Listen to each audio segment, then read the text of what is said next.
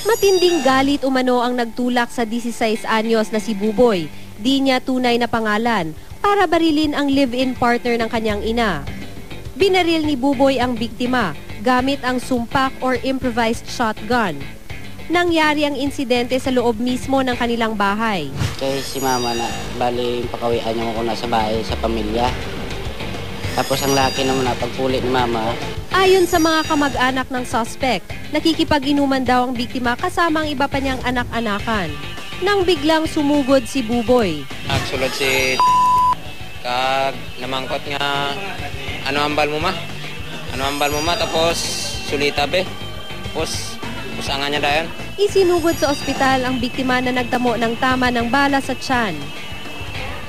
Ayon sa mga kamag-anak ng suspect, maaaring ikinagalit daw ni Buboy ang paggamit ng biktima sa kanyang motorsiklo.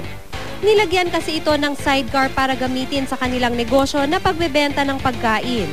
Bagay na ikinagalit umano ni Buboy.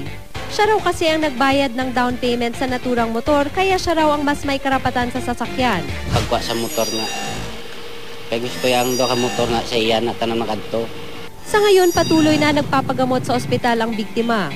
Nasa pangangalaga naman ng Women and Children's Protection Desk o WCPD ang menor de edad na suspect.